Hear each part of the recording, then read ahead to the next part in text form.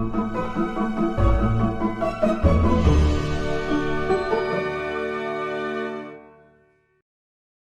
everybody, welcome to the Music Parents Guide, and I'm here with Paul Korn. I'm Tony Mazzocchi, and we're going to talk about making a correct embouchure, right, for the first time, just so that if you come home with an instrument, if your kid comes home with an instrument for the first time, it just absolutely has to play. We've already told them how to put the instrument together, we've told them how to put the mouthpiece together, but now they're not going to make a sound at all if they don't have the proper embouchure. Talk to us about how they can do that.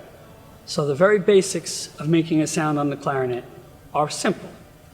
The top teeth belong pressed on the beak of the mouthpiece, and the bottom lip goes over the bottom teeth, which will be on the reed. Now, sometimes kids get a little confused, and they put the mouthpiece together upside down, and they go to play, and the reed is on the top by their top teeth. If you see that, you definitely want to make sure that they turn it back around, and make sure that the ligature and the reed are lined up with the register key along the back of the clarinet. Now, lip on bottom, teeth on top is the easiest way to think of it and say it. It's a little thin piece of your lip. You don't want to bite over, nor do you want the lip out. It's actually natural, as if you were drinking a glass of water. If you were drinking a glass of water, it would just be pressed up against your lip naturally, and you'd be good to go. So the clarinet embouchure should lip on bottom, teeth on top, and then you close your lips around the mouthpiece.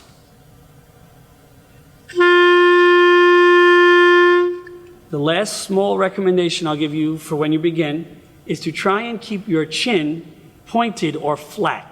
So it's as if you're pulling down while you play, making this face. So the clarinet embouchure should look like this.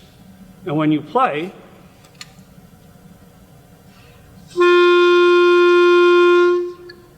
you just blow a lot of air through the instrument, and if you point your chin, have lip on bottom, teeth on top, you'll start to make a really great sound.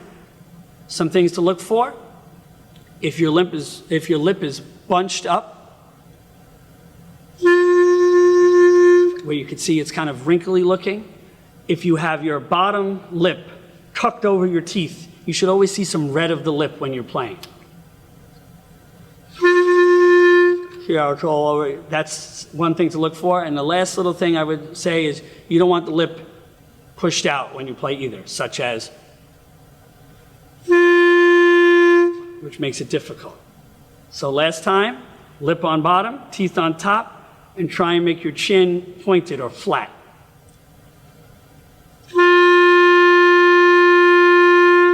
And you're ready to make a great sound.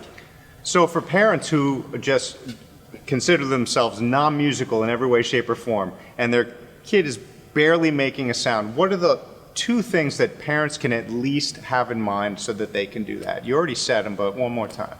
Lip on bottom, teeth on top, and blow the air really fast. Don't be afraid of it. And sometimes your child or your friend or whoever you're helping with the instrument will say, okay, and they'll go, that's okay. If they did that, they made a sound. They just didn't make it perfectly, but that's okay. That shouldn't be discouraging at all. Sometimes you'll see them puff out their cheeks. That's a no-no. You tell them to keep their cheeks tight or firm. So,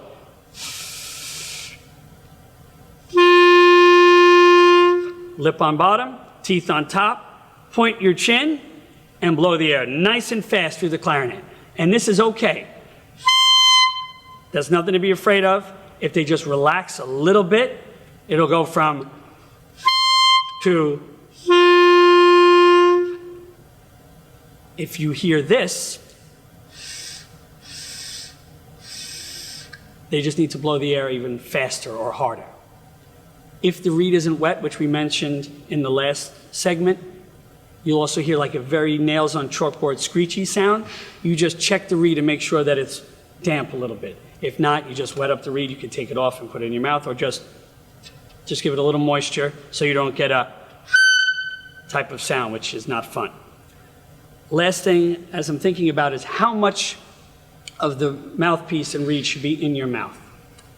If you're all the way up by the very tippy top, the sound will be choked off. And it sounds almost like someone was choking your vocal cords while you were trying to sing, like, If you go too far down, you get a really squeaky, impossible sound to play. All right? Right in the middle. So again, this is the beak of the mouthpiece. You want the lip and the embouchure to be right in the middle, and that'll give you the sound that you want. Too little? Too much? Right in the middle. Fantastic. Thanks, Paul. That sounds like something all parents can stay on top of. And thanks for watching.